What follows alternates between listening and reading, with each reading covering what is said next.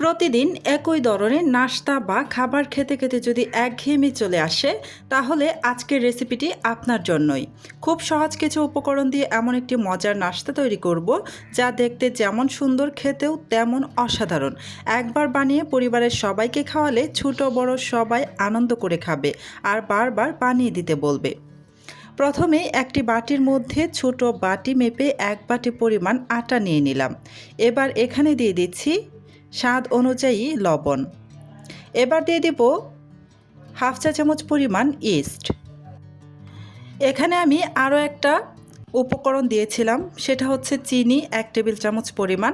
সেই চিনিটা দেওয়ার সময় ভিডিওটা অন করতেই ভুলে গিয়েছিলাম। যাই হোক, আপনারা এখানে 1 টেবিল চামচ পরিমাণ চিনি দিয়ে সমস্ত কিছু একসাথে নেড়েচেড়ে মিশিয়ে নেবেন।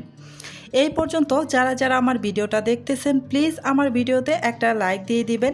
আর আমার চ্যানেলটি যদি আগে থেকেই সাবস্ক্রাইব করে দেওয়া না থাকে, প্লিজ আমার চ্যানেলটি সাবস্ক্রাইব করে পাশে থাকা বেল আইকনটি অন করে রাখবেন। এতে করে যখন আমি নতুন নতুন রেসিপির ভিডিও আপলোড করব, তখন সাথে সাথে আপনার ওখানে নোটিফিকেশন পৌঁছে যাবে। শুকনো উপকরণগুলো নাড়াচাড়া করে ভালো করে মিশিয়ে নিয়ে তারপর এখানে কুসুম গরম পানি দিয়ে ডো বানিয়ে নিচ্ছি। প্রথমে চামচ দিয়ে নাড়াচাড়া করে কিছুক্ষণ পানিটা মিশিয়ে নিলাম আটার সাথে। তারপর হাত দিয়ে আমি খুব ভালো করে একটা ডো বানিয়ে নিচ্ছি। ডোটা এমনভাবে বানাতে হবে যেন খুব বেশি শক্ত বা একদম নরম না হয়, মিডিয়াম করে ডোটাকে বানিয়ে নিতে হবে। এই তো ডোটা আমার রেডি করে নেওয়া হয়ে গিয়েছে। এবার ঢেকে রেখে দেব প্রায় 1 ঘন্টার জন্য। এই ফাঁকে আমি এই নাস্তার ভেতরের পুর তৈরি করে নেব। সেই জন্য চুলায় একটা প্যান বসিয়ে প্যানের মধ্যে 1 চামচের মতো তেল দিয়ে তারপর এখানে হাফ কাপের মতো পেঁয়াজ কুচি দিয়ে নাড়াচাড়া করে ভেজে নিচ্ছি হালকা সোনালি কালার হয়ে আসা পর্যন্ত। পেঁয়াজটাকে হালকা সোনালি কালার করে ভেজে নেবেন, পুড়িয়ে ফেলবেন না। চুলার আঁচ মিডিয়ামে রেখে নাড়াচাড়া করে পেঁয়াজটাকে সোনালি কালার করে ভেজে নিয়েছি। তারপর এখানে আদা রসুনের পেস্ট দিয়েছি 1 চা চামচ আর কাঁচামরিচ কুচি দিয়েছি 2টি। নাড়াচাড়া করে ভালো করে প্রায় 30 সেকেন্ডের মতো ভেজে নিচ্ছি। এবার দিয়ে দিচ্ছি হলুদের গুঁড়া হাফ চা চামচের থেকে কিছুটা কম, মরিচের গুঁড়া হাফ চা চামচের থেকে কিছুটা কম, জিরার গুঁড়া হাফ চা চামচ পরিমাণ। দিয়ে দিচ্ছি স্বাদ অনুসারে লবণ। এখন নাড়াচাড়া করে প্রায় 30 সেকেন্ডের মতো আবারও ভেজে নেব। এই যে 30 সেকেন্ড ভেজে নেওয়া হয়ে গিয়েছে। এবার এখানে দিয়ে দিচ্ছি সিদ্ধ করে ম্যাশ করে নেওয়া আলু। আমি এখানে মিডিয়াম সাইজের 2টি আলু সিদ্ধ করে খোসা ছাড়িয়ে তারপর অফ ক্যামেরায় ম্যাশ করে নিয়েছি। আলুটা দেওয়ার পর খুব ভালোভাবে নাড়াচাড়া করে সমস্ত কিছু একসাথে মিশিয়ে নিচ্ছি। প্রায় 3 থেকে 4 মিনিটের মতো চুলার আঁচ মিডিয়ামে রেখে নাড়াচাড়া করে ভেজে নেব। প্রায় 3 থেকে 4 মিনিটের মতো আলুটাকে ভেজে নিয়ে তারপর এখানে দিয়ে দিচ্ছি গরম মশলার গুঁড়া প্রায় 1 চা চামচের মতো। আরেকটি উপকরণ লাগবে, সেটা হচ্ছে গোলমরিচের গুঁড়া। এখানে আমি হাফ চা চামচ দিয়ে দিলাম। এবার নাড়াচাড়া করে ভালো করে মিশিয়ে নিয়ে প্রায় 1 মিনিটের মতো ভেজে নেব। যখন গরম মশলা আর গোলমরিচের গুঁড়াটা দিবেন, তখন নাড়াচাড়া করে মিশিয়ে নিয়ে প্রায় 1 মিনিটের মতো ভেজে নেবেন।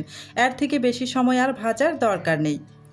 প্রায় 1 মিনিটের মতো ভেজে নিয়েছি। এই যে পুরটা আমার রেডি হয়ে গিয়েছে। এবার নামিয়ে খুব ভালো করে ঠান্ডা করে নেব।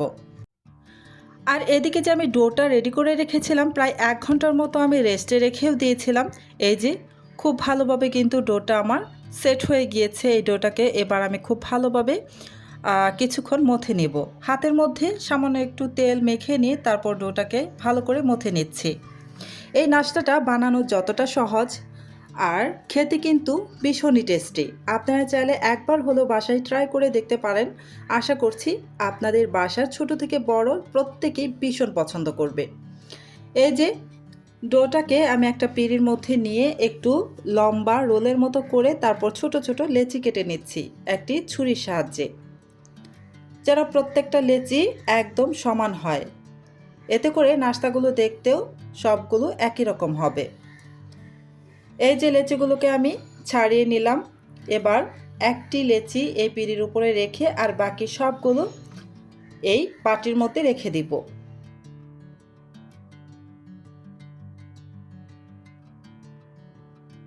এই লেচিটাকে প্রথমে একটু গোল করে নিচ্ছি।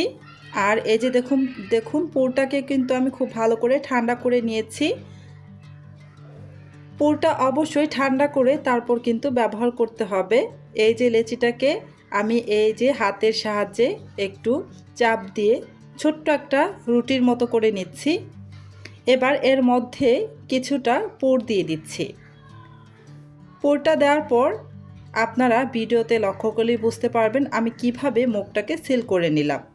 এভাবে মুখটাকে সিল করে নিয়ে তারপর দুই হাতের সাহায্যে একটু আলতো করে চাপ দিলেই নাস্তাটা তৈরি হয়ে যাবে। একটি নাস্তা তৈরি করে আমি আরও একটি নাস্তা আপনাদের তৈরি করে দেখিয়ে দিচ্ছি। প্রথমে লেচিটাকে ছোট্ট একটা রুটির মতো করে নিয়ে তারপর মাঝখানে কিছুটা পুর দিয়ে আবারও মুখটাকে বন্ধ করে দিচ্ছি। একদমই সহজ এটা বানানো, আর খুব সহজেই লেগে যায়, খুলে আসে না। এই যে খুব সুন্দরভাবে আমার আরও একটি নাস্তা তৈরি করে নেওয়া হয়ে গিয়েছে। সেমভাবে আমি বাকি সবগুলো নাস্তা তৈরি করে নেব। সবগুলো নাস্তা তৈরি করে নিয়ে আমি এই যে চুলায় প্যানের মধ্যে দিয়ে দিচ্ছি। আমি প্যানের মধ্যে আগে থেকে কিছুটা তেল দিয়ে গরম করতে বসিয়ে রেখেছিলাম। নাস্তাগুলো দেওয়ার পর চুলার আঁচ মিডিয়ামে রেখে উল্টে পাল্টে নাস্তাগুলো খুব সুন্দর কালার করে ভেজে নিতে হবে। চুলার আঁচ বাড়িয়ে দিয়ে নাস্তাগুলো ভাজবেন না, আবার চুলার আঁচ একদম লো আঁচে রেখেও কিন্তু নাস্তাগুলো ভাজা যাবে না।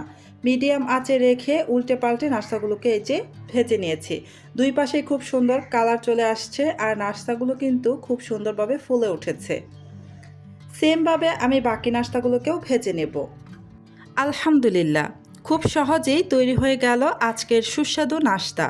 আশা করি রেসিপিটি আপনাদের ভালো লেগেছে এবং আপনারাও অবশ্যই বাড়িতে একবার ট্রাই করবেন। বানানোর পর কেমন হয়েছে তা অবশ্যই কমেন্টে জানাবেন। আপনার একটি মন্তব্য আমাকে আরও নতুন নতুন রেসিপি নিয়ে আসার অনুপ্রেরণা দেয়। ভিডিওটি যদি ভালো লেগে থাকে তাহলে একটি লাইক দিয়ে শেয়ার করুন, যাতে আপনার বন্ধু এবং পরিবারের সদস্যরাও রেসিপিটি দেখতে পারেন। সবার সুস্থতা কামনা করে আজকের মতো এখানেই বিদায় নিচ্ছি।